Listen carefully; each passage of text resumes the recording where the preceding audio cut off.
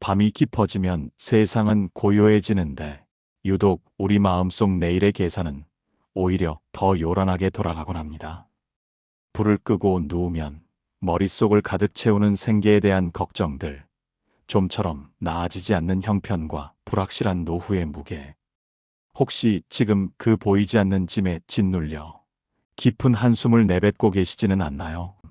오늘 이 밤 우리는 3000년 전 광야에서 가장 치열한 결핍을 겪었던 다윗의 고백, 시편 23편 앞에 모였습니다. 이 말씀은 그저 읽기 좋은 시가 아닙니다. 여유가 메마른 현실 앞에서도 우리가 당당히 내밀 수 있는 가장 확실한 하늘의 보증서입니다. 오늘 묵상을 통해 여러분을 괴롭히던 삶의 불안이 썰물처럼 빠져나가고 그 자리에 하나님의 넉넉한 평안이 채워지길 소망합니다. 매일 밤 이 따뜻한 공급하심의 소식을 놓치지 않으시려면 지금 구독과 알림 설정으로 저와 동행해 주십시오. 이제 우리 인생의 진짜 주인이신 목자의 품 안으로 깊이 들어가 보겠습니다. 시편 23편 1절 말씀입니다.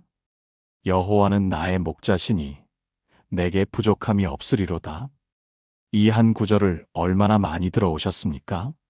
아마 교회에서, 장례식장에서, 혹은 힘든 시간, 누군가의 위로 문자 속에서 수도 없이 접하셨을 것입니다. 그런데 오늘 저는 이 말씀을 처음 듣는 것처럼 천천히, 아주 천천히 함께 묵상하기 원합니다. 왜냐하면 이 말씀은 그냥 위로의 말이 아니라 재정적 불안을 겪는 사람에게 하나님께서 직접 하시는 선포이기 때문입니다. 여호와는 나의 목자시니, 이 문장에서 가장 먼저 눈에 들어오는 단어는 여호와입니다. 히브리어로 야훼. 이것은 하나님의 가장 거룩하고 친밀한 이름입니다. 단순히 신이 아닙니다. 이스라엘 백성들은 이 이름이 너무 거룩하여 감히 소리내어 읽지도 못했습니다. 그 이름을 읽을 때 아도나이, 주님으로 대신 읽을 정도로 이 이름 안에는 하나님의 존재 전부가 담겨 있었습니다. 그 여호와께서 우주를 창조하시고 역사를 주관하시고 생사화복을 쥐고 계신 그 하나님께서 나의 목자가 되신다고 합니다. 여기서 목자라는 표현은 고대 근동의 문화적 배경을 이해해야 그 깊이가 보입니다. 당시 팔레스타인 지방의 목자는 단순히 양을 몰고 다니는 사람이 아니었습니다. 목자는 양떼의 먹이를 책임졌고 물을 찾아주었으며 병들면 치료했고 맹수가 오면 목숨을 걸고 보호했습니다. 목자의 삶은 곧 양들을 위한 헌신 그 자체였습니다. 다윗이 이 시편을 기록할 때 그는 누구보다 목자의 삶을 잘 알고 있었습니다. 그는 직접 아버지의 양들을 치던 목동 출신이었기 때문입니다. 사무엘상 17장을 보면 다윗이 골리앗 앞에 나설 수 있었던 용기의 배경을 알 수 있습니다. 주의 종이 아버지의 양을 지킬 때에 사자나 곰이 와서 양떼에서 새끼를 물어가면 내가 따라가서 그것을 치고 그 입에서 새끼를 건져내었고, 다윗은 양을 위해 사자와 싸웠던 목자였습니다. 그런 다윗이 말합니다. 여호와는 나의 목자시니. 이것은 관념적인 고백이 아닙니다. 자신이 양을 위해 목숨을 건 경험을 가진 다윗이 그 동일한 헌신으로 하나님이 나를 돌보신다고 고백하는 것입니다. 사랑하는 성도 여러분, 지금 통장 잔고가 걱정이십니까? 이번 달 공과금을 어떻게 낼지 막막하십니까?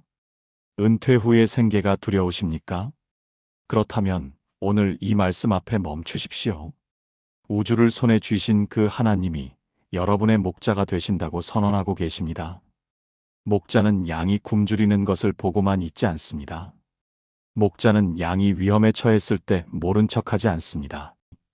여러분의 재정 문제가 그 하나님의 눈에 보이지 않을 리가 없습니다.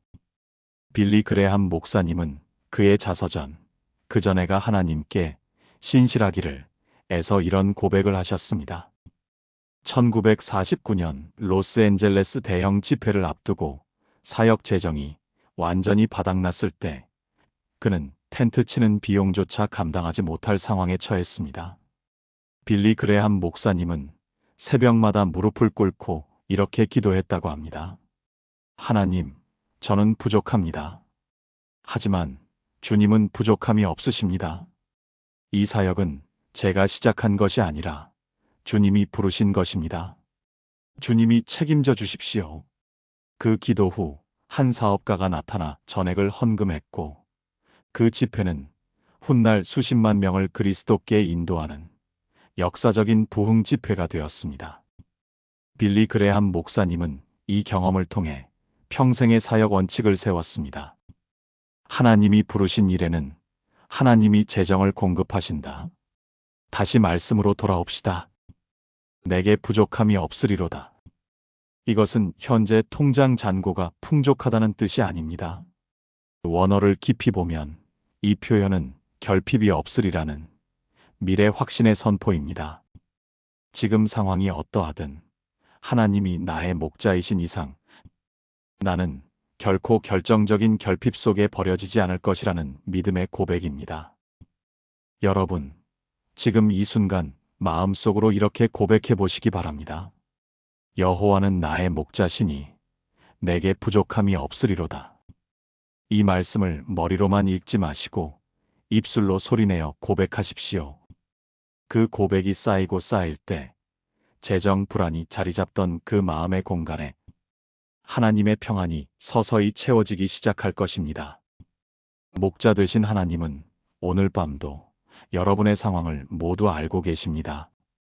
그리고 결코 무관심하지 않으십니다. 시편 23편 2절에서 3절 말씀입니다. 그가 나를 푸른 풀밭에 누이시며 쉴 만한 물가로 인도하시는도다. 내 영혼을 소생시키시고 자기 이름을 위하여 의의 길로 인도하시는도다. 지금 이 말씀을 읽으면서 눈을 감고 잠깐 상상해 보십시오.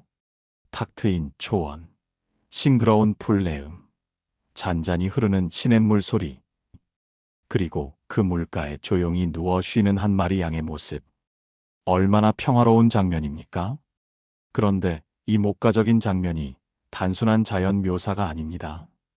이것은 하나님의 공급 방식에 대한 깊은 신앙 고백입니다. 푸른 풀밭이라는 표현에서 중요한 것은 푸른이라는 단어입니다. 팔레스타인 지방은 건조한 기후로 인해 초지가 매우 귀했으며 비가 오지 않으면 초원은 금방 메말라 누렇게 변해버렸습니다.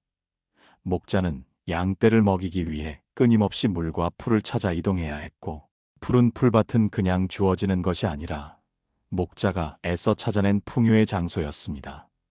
하나님이 여러분을 푸른 풀밭으로 인도하신다는 것은 하나님께서 능동적으로, 의도적으로 여러분의 필요를 채우실 자리를 찾아내신다는 뜻입니다. 쉴만한 물가라는 표현도 놀랍습니다. 히브리어 원어는 메이 메누옷으로 조용히 쉬는 물이라는 뜻이며 빠르게 흐르는 급류가 아니라 잔잔하고 고요한 물을 가리킵니다. 왜 이것이 중요합니까? 양은 흐르는 물을 매우 두려워하여 급류 앞에서는 물을 마시지 못하기 때문입니다. 그래서 지혜로운 목자는 양이 편안하게 마실 수 있는 잔잔한 물가를 찾아주는 것입니다. 하나님의 공급은 우리가 감당할 수 있는 방식으로 우리가 받아들일 수 있는 형태로 다가오며 지금 상황이 너무 급박하게 느껴지더라도 하나님은 여러분이 감당할 수 있는 방식으로 공급하실 것입니다. 이 말씀을 몸으로 살았던 사람이 있습니다. 조지 뮬러 목사님입니다. 19세기 영국 브리스톨에서 고아원을 운영했던 목사님은 평생 단 한 번도 사람에게 재정을 요청하지 않고 오직 하나님께만 기도로 공급을 구했습니다. 한 번은 아침 식사를 앞두고 고아원 식당에 빵 한 조각도 없었다고 합니다. 수백 명의 아이들이 빈 식탁 앞에 앉아 있었습니다. 조지 뮬러 목사님은 아이들에게 이렇게 말했습니다. 얘들아, 눈을 감고 기도하자. 하나님, 아버지께서 주실 음식에 감사 기도를 드리자. 아이들과 함께 감사 기도를 드리는 그 순간 문 밖에서 노크 소리가 들렸습니다. 빵집 주인이 식빵을 한가득 들고 서 있었고, 뒤이어 우유 배달부가 마차 바퀴가 고장났다며 근처에서 기다리고 있던 우유를 모두 가져왔습니다. 그 아침 아이들은 따뜻한 우유와 신선한 빵으로 배불리 먹었습니다. 조지 뮬러 목사님은 말씀하셨습니다. 하나님은 한 번도 늦으신 적이 없습니다. 다만 우리의 시계와 하나님의 시계가 다를 뿐입니다. 목사님은 평생 동안 약 50억 원 규모의 재정을 전적으로 기도로만 공급받았고 1만 명 이상의 고아를 돌보았습니다. 이분의 기도 일지인 하나님의 신실하심을 읽어보면 단 한 번도 하나님이 공급에 실패하신 적이 없음을 알 수 있습니다. 내 영혼을 소생시키시고. 이 구절은 특별합니다. 소생이라는 단어는 히브리어로 쇼베브인데 이것은 단순한 회복이 아니라 돌아옴, 귀환의 의미를 담고 있습니다. 양이 길을 잃고 지쳐 쓰러졌을 때 목자가 그 양을 찾아와 품에 안고 돌아오는 장면입니다. 재정적인 어려움이 가장 무서운 이유 중 하나는 그것이 영혼까지 지치게 만든다는 점입니다. 돈 걱정은 단순한 숫자 문제가 아닙니다. 그것은 자존감을 무너뜨리고 인간관계를 흔들고 신앙심마저 흔들어 놓습니다. 내가 열심히 기도했는데 왜 나아지지 않는가? 하나님은 왜 내 기도에 응답하지 않으시는가? 이런 생각이 들 때 영혼은 깊은 피로를 느낍니다. 그런데 하나님께서 바로 그 영혼을 소생시키십니다. 지친 영혼을 돌아오게 하십니다. 사랑하는 성도 여러분, 오늘 밤 재정 걱정으로 잠 못 이루고 계신다면 이 말씀을 붙드십시오. 하나님은 지금 이 순간에도 여러분을 위한 푸른 풀밭을 준비하고 계십니다. 여러분의 눈에는 보이지 않더라도 목자이신 하나님은 이미 그 길을 알고 계십니다. 조지 뮬러 목사님의 고아들이 빈 식탁 앞에서 감사 기도를 드렸듯 오늘 밤 여러분도 아직 오지 않은 공급에 미리 감사 기도를 드려보시기 바랍니다. 그 믿음의 기도가 하나님의 공급을 앞당기는 열쇠가 될 것입니다. 시편 23편 4절 말씀입니다. 내가 사망의 음침한 골짜기로 다닐지라도 해를 두려워하지 않을 것은 주께서 나와 함께 하심이라. 주의 지팡이와 막대기가 나를 안위하시나이다. 이 말씀을 읽을 때 많은 분들이 시편 23편의 분위기가 갑자기 바뀌는 것을 느끼실 것입니다. 1절부터 3절까지는 푸른 풀밭, 잔잔한 물가, 소생하는 영혼 등 평화롭고 아름다운 이미지였습니다. 그런데 4절에 오면서 갑자기 사망의 음침한 골짜기가 등장합니다. 왜 다윗은 이 어두운 이미지를 시편 한복판에 집어넣었을까요? 그것은 신앙생활이 항상 푸른 풀밭에서만 이루어지는 것이 아니기 때문입니다. 우리의 삶에는 피할 수 없는 어두운 골짜기들이 있습니다. 재정적인 위기가 바로 그런 골짜기 중 하나입니다. 사업이 무너지는 골짜기, 퇴직 후 소득이 끊기는 골짜기, 예상치 못한 병원비로 통장이 텅 비는 골짜기, 자녀의 빚 보증으로 빈털터리가 되는 골짜기. 이것들은 실제로 우리 삶에 찾아오는 사망의 음침한 골짜기입니다. 사망의 음침한 골짜기는 히브리어로 찰마베트이며 이 단어는 그늘과 죽음이 합쳐진 것으로 직역하면 죽음의 그늘입니다. 팔레스타인 지방의 양떼를 치는 목자들은 실제로 이런 위험한 협곡을 통과해야 했는데 양쪽으로 깎아지른 절벽이 솟아있고 그늘이 짙어 낮에도 어두운 그 협곡에는 맹수들이 숨어 있었으며 양들은 그 길을 혼자서는 결코 통과하지 못했습니다. 그런데 다윗은 이 두려운 골짜기를 두려워하지 않겠다고 고백합니다. 골짜기가 없어졌다고 하지 않습니다. 위험이 사라졌다고 하지 않습니다. 단지 두려워하지 않겠다고 합니다. 왜입니까? 주께서 나와 함께 하심이라. 바로 이 동행의 확신 때문입니다. 이 말씀은 고 이성봉 목사님의 삶을 통해 더욱 생생하게 느껴집니다. 한국 교회의 전설적인 부흥사이신 이성봉 목사님은 일제강점기와 한국전쟁을 관통하며 사역하셨습니다. 전쟁 중에는 공산군에게 붙잡혀 총살 직전까지 갔고 사역 재정은 늘 바닥이었으며 가족들은 굶기 일쑤였습니다. 그럼에도 불구하고 목사님은 전국을 다니며 부흥회를 인도하셨습니다. 이성복 목사님은 훗날 이렇게 고백하셨습니다. 나는 내 평생에 통장에 돈이 쌓인 적이 없었습니다. 하지만 굶어 죽은 적도 없었습니다. 하나님이 날마다 채우셨기 때문입니다. 내가 가진 것이 아무것도 없는 그 순간마다 하나님은 정확히 필요한 만큼을 보내주셨습니다. 그것도 항상 적절한 때에. 목사님은 이것을 만나의 법칙이라고 부르셨습니다. 이스라엘 백성들이 광야에서 하루치 만나만 거두었던 것처럼 하나님은 날마다 필요한 것을 날마다 채우신다는 것입니다. 주의 지팡이와 막대기가 나를 아니하시나이다. 목자의 지팡이는 두 가지 용도로 사용되었습니다. 하나는 맹수를 치는 무기입니다. 다른 하나는 양이 길을 잃거나 잘못된 방향으로 가면 부드럽게 방향을 잡아주는 도구입니다. 막대기는 양들의 숫자를 셀 때, 그리고 양의 털 속에 숨은 기생충이나 상처를 확인할 때 사용했습니다. 목자는 막대기로 양의 털을 헤쳐 그 속까지 살펴보았습니다. 하나님의 지팡이는 여러분의 재정적 위기를 공격하는 어둠의 세력을 막아주십니다. 그리고 하나님의 막대기는 여러분의 마음 깊은 곳, 보이지 않는 두려움과 불안까지 세심하게 살펴보십니다. 이것이 아니입니다. 위로는 단순히 괜찮아라고 말하는 것이 아닙니다. 실제로 함께 있어주고, 실제로 위험을 막아주고, 실제로 속까지 살펴봐주는 것입니다. 여러분, 지금 재정의 어두운 골짜기를 걷고 계십니까?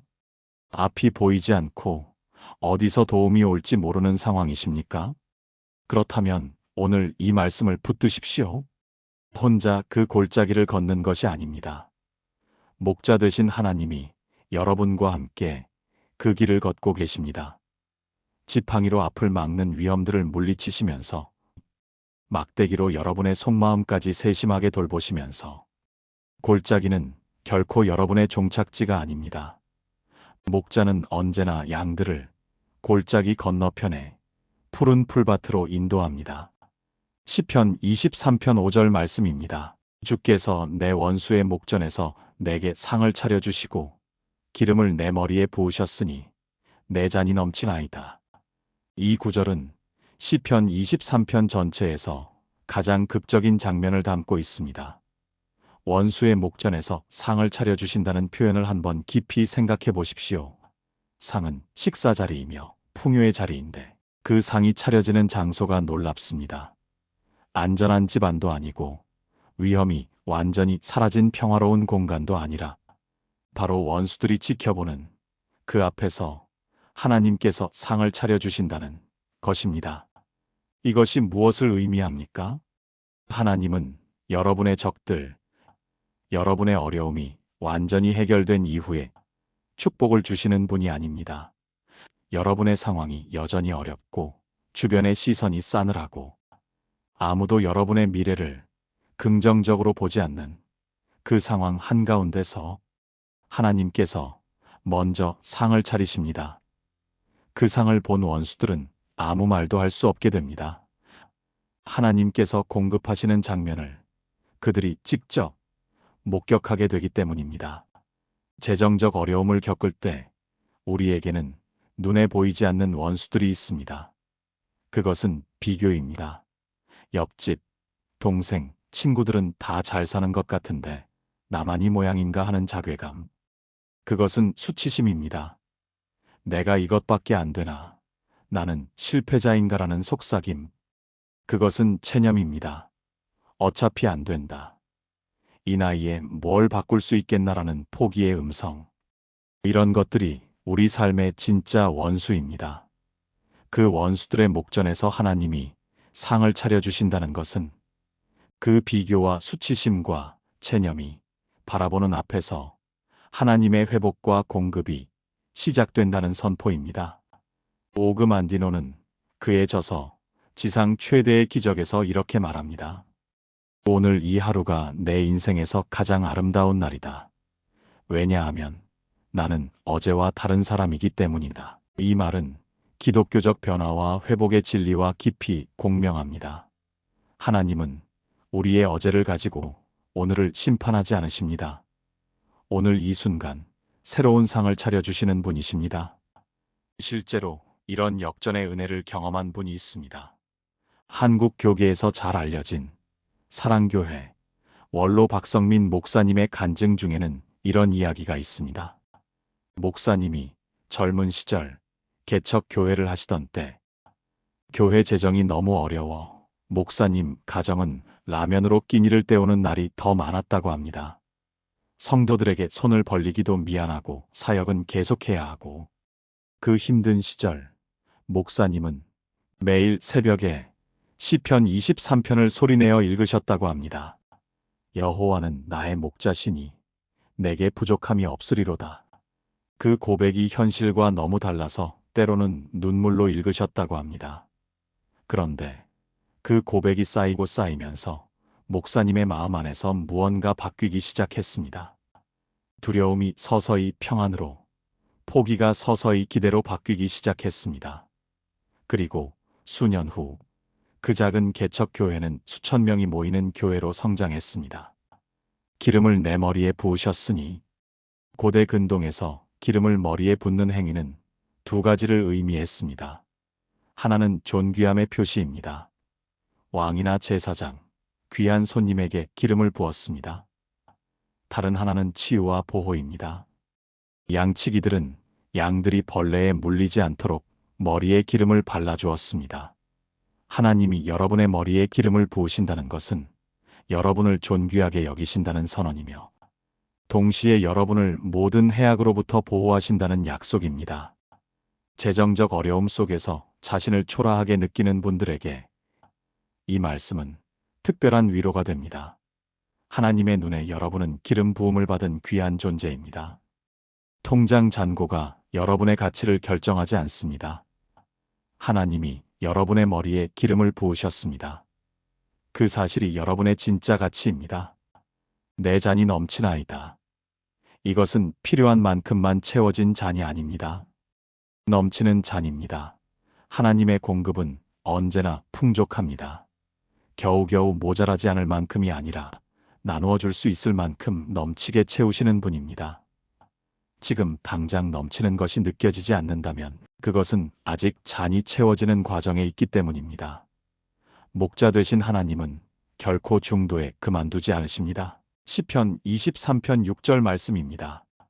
내 평생의 선하심과 인자하심이 반드시 나를 따르리니 내가 여호와의 집에 영원히 살리로다. 드디어 시편 23편의 마지막 절에 다다랐습니다. 이 말씀은 단순한 끝맺음이 아닙니다. 다윗이 지금까지 고백한 모든 것을 하나로 집약한 인생 전체를 향한 최종 선언입니다.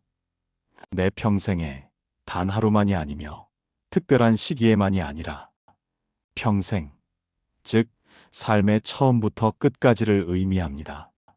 선하심과 인자하심이 반드시 나를 따르리니 여기서 따르다는 히브리어 라다프는 놀랍게도 추격하다, 뒤쫓다는 의미를 가지고 있으며 이것은 소극적인 동행이 아니라 하나님의 선하심과 인자하심이 여러분을 향해 적극적으로 끈질기게 뒤쫓아온다는 뜻입니다. 도망칠 수도 없고 피할 수도 없으며 하나님의 사랑이 여러분의 인생을 평생 추격합니다. 이것은 재정적인 불안을 품은 분들에게 너무나 중요한 선언입니다. 왜냐하면 재정적 위기의 가장 큰 위험은 돈이 없는 것 자체가 아니라 그 상황이 영원히 계속될 것 같다는 착각이기 때문입니다.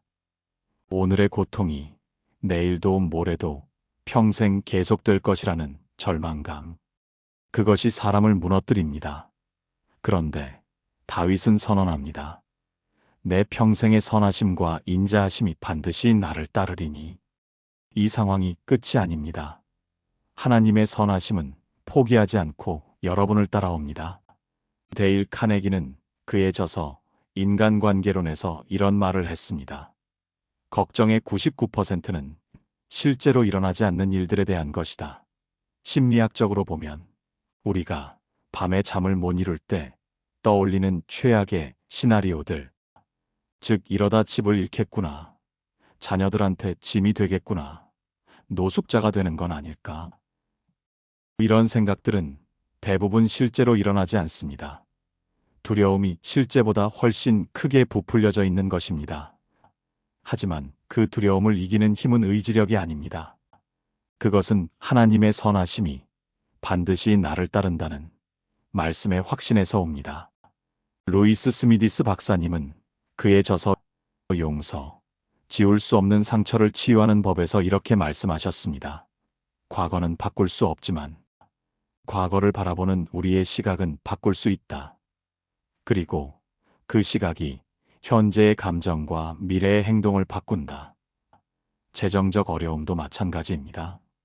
지금 통장의 숫자는 바꾸기 어렵습니다. 하지만 그 상황을 바라보는 시각을 바꿀 수 있습니다. 하나님이 나와 함께 계신다. 선하심이 나를 뒤쫓고 있다. 이 상황이 끝이 아니다. 이 시각이 생기면 같은 상황에서도 전혀 다른 방식으로 살아갈 수 있습니다. 인자하심은 히브리어로 헤세드이며 이 단어는 성경에서 가장 풍요로운 의미를 가진 단어 중 하나입니다. 단순한 친절이 아니라 계약적 의무에서 비롯된 신실한 사랑, 변함없는 충성, 끊어질 줄 모르는 헌신을 뜻하며 하나님의 헤세드는 여러분이 잘할 때만 있는 것이 아니라 실패했을 때, 넘어졌을 때, 바닥에 쓰러져 있을 때도 동일하게 여러분을 추격하는 것입니다. 사랑하는 성도 여러분, 지금 이 순간 여러분의 상황이 어떠하든 한 가지 사실은 변하지 않습니다. 하나님의 선하심과 인자하심이 지금 이 순간에도 여러분을 향해 달려오고 있습니다. 그 사랑을 피할 수 없습니다. 그 선하심이 여러분을 따라오는 것을 막을 수 없습니다. 통장 잔고가 얼마이든, 나이가 몇 살이든, 과거에 어떤 실수를 했든 하나님의 헤세드는 결코 멈추지 않습니다. 내가 여호와의 집에 영원히 살리로다. 이것은 단순히 사후의 천국에 대한 이야기가 아닙니다. 지금 이 땅에서 하나님의 임재 안에서 살아가는 삶을 의미합니다. 하나님의 집은 공간이 아닙니다. 하나님과의 관계 안에 있는 것이 바로 여호와의 집에 사는 것입니다. 그 관계 안에 있는 한 어떤 재정적 위기도 최종적인 것이 될 수 없습니다. 왜냐하면 목자가 함께 계시기 때문입니다. 다윗은 이 시편을 전쟁 중에 추격당하는 도망자의 신분으로 혹은 왕이 되기 전 고난의 광야에서 썼을 것이라고 많은 신학자들이 추정합니다. 그의 현실은 결코 평탄하지 않았습니다. 그러나 그 현실 한가운데서 그는 선언했습니다. 여호와는 나의 목자시니 내게 부족함이 없으리로다. 그 고백이 현실을 바꾸었습니다. 오늘 밤 여러분도 그 동일한 고백으로 어두운 밤을 건너시기를 간절히 소망합니다. 오늘 밤 시편 23편을 함께 걸었습니다. 푸른 풀밭에서 사망의 골짜기를 지나 원수 앞에서 차려진 풍성한 산까지 이 모든 여정에서 한 분이 함께 하셨습니다. 바로 목자 되신 여호와 하나님이십니다. 통장 잔고가 여러분의 미래를 결정하지 않습니다. 하나님이 결정하십니다. 시편 23편 1절에 부족함이 없으리로다는 현재의 풍족함을 선언하는 것이 아닙니다. 이것은 목자 되신 하나님을 신뢰하기에 결코 결정적인 결핍 속에 내버려지지 않겠다는 믿음의 고백입니다. 오늘 밤 잠들기 전 스스로에게 물어보십시오. 나는 지금 내 통장 잔고를 목자로 삼고 있지는 않은가? 나는 하나님보다 숫자를 더 의지하고 있지는 않은가? 하나님이 나의 목자이심을 진정으로 믿는가? 그 믿음이 생기기 시작할 때 밤마다 찾아오던 재정 불안은 서서히 평안으로 바뀌기 시작할 것입니다. 오늘 밤 이 말씀을 베개 삼아 주십시오. 여호와는 나의 목자시니 내게 부족함이 없으리로다. 이 고백이 재정 불안이 평안으로 바뀌는 첫걸음이 될 것입니다. 사랑하는 하나님 아버지, 오늘 밤 이 자리에 앉아 재정의 걱정과 불안으로 잠 못 이루고 있는 형제와 자매들을 기억하여 주십시오. 통장 잔고를 보며 두려워할 때, 이번 달 청구서를 보며 막막함을 느낄 때, 미래가 보이지 않아 어둠 속에 홀로 선 것 같을 때, 그 순간에도 주님은 목자이심을 기억하게 하여 주십시오. 시편 기자 다윗처럼 현실이 아무리 어렵더라도 입술로, 마음으로 고백하게 하여 주십시오. 여호와는 나의 목자시니 내게 부족함이 없으리로다. 그 고백 위에 하나님 아버지의 선하심과 인자하심이 임하여 주십시오. 재정적 불안의 어두운 밤이 하나님의 평안으로 가득한 밤으로 바뀌는 기적을 경험하게 하여 주십시오. 지금 잠 못 이루고 있는 모든 분들의 마음과 생각을 그리스도 예수 안에서 지켜주시고 오늘 밤 깊은 평안 속에 쉬게 하여 주십시오. 예수님의 이름으로 기도드립니다. 아멘.